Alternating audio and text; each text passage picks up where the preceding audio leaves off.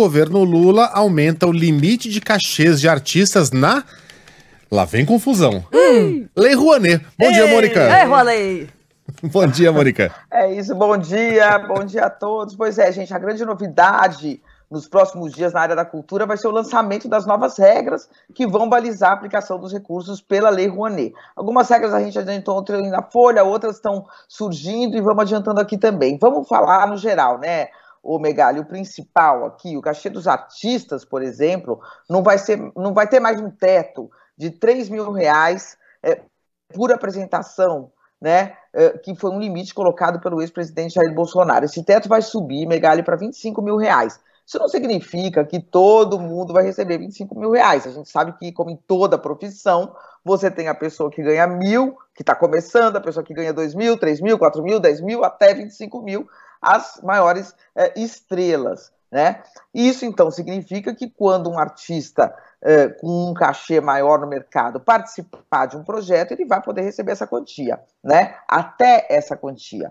Mesmo com essa mudança, o Megali, o teto do cachê, ele é menor do que o previsto antigamente. Antigamente, esse teto, antes do governo Bolsonaro, esse teto era de R$45 mil. Ou seja, o Bolsonaro assumiu, baixou de 45 mil para 3 mil, um corte de 93%, e o Lula agora aumenta para 25 mil. Ficou no meio do caminho. Uma outra novidade, Megali, é a tentativa do governo Lula de descentralizar os recursos pelo Brasil todo. Você sabe, Megali, que hoje são 50 empresas que patrocinam a metade de toda a cultura brasileira. 45% dos recursos aplicados via Lei Rouanet vem de 50 empresas, né? E a grande parte desses recursos fica no Sudeste brasileiro.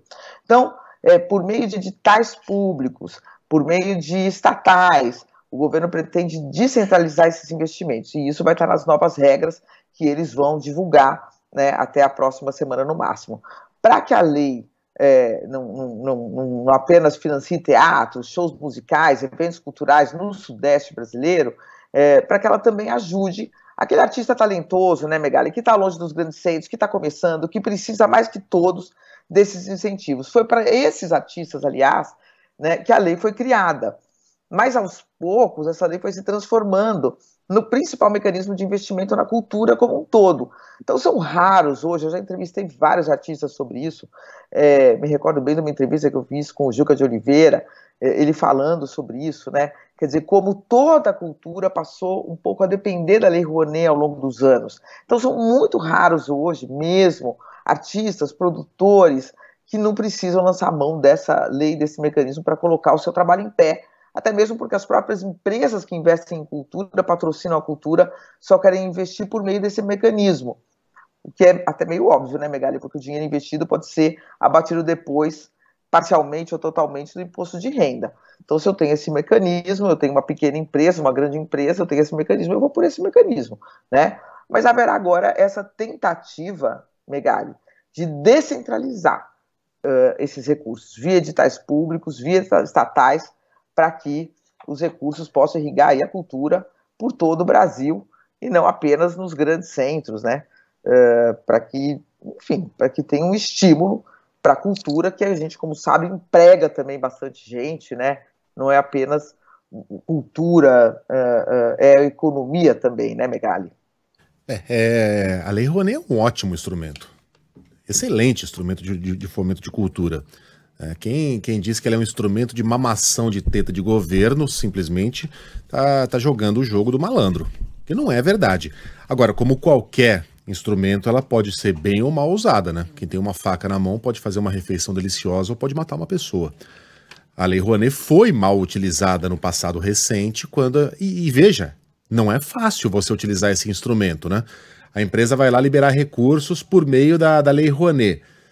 Para qual artista? Para Carla Bigato, que está com um espetáculo de teatro Mambembe, precisando de apoio, para Sheila Magalhães, que é uma artista de rua, mas com muito talento, ou para o Circo de Solé? O dinheiro estava indo para o Circo de Solé, até porque dá mais visibilidade para a imprensa para a empresa que participou da liberação desses recursos. Então, obviamente, havia um desvirtuamento aí. Agora, quem se indignava com esse desvirtuamento tem a obrigação de se indignar com coisas muito mais absurdas, como a liberação de dinheiro vivo por parte de prefeituras, alguns milhões de reais para shows de artistas aí pelo Brasil. Isso sim é mamar na teta. Isso é dinheiro que o cara vai lá e pega da saúde, pega da educação e entrega com muito pouca transparência para artistas que muitas vezes passam 1 hora na cidade fazendo um show dentro de uma festa promovida pela prefeitura. Isso é muito mais absurdo e muito mais digno de uma investigação.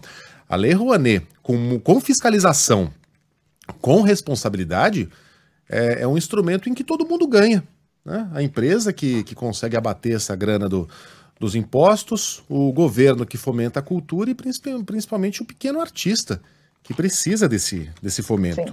Né? A gente tem que ficar muito de olho, né, Mônica? O que não pode é simplesmente demonizar o instrumento. Acabe com ele. Isso aí serve para artista mamar. Você está me lembrando quando eu era bem jovem e fazia reportagem para a revista Veja em Brasília, e eu fui fazer uma matéria sobre fraudes no SUS. E ali eu aprendi o seguinte: tinha fraude no SUS, tinha que fiscalizar, tinha que combater, né?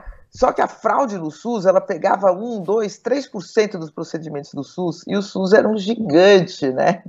Que beneficiava toda a população brasileira. Isso foi no começo ali, quando o SUS ganhou o ritmo, né? Depois da Constituinte.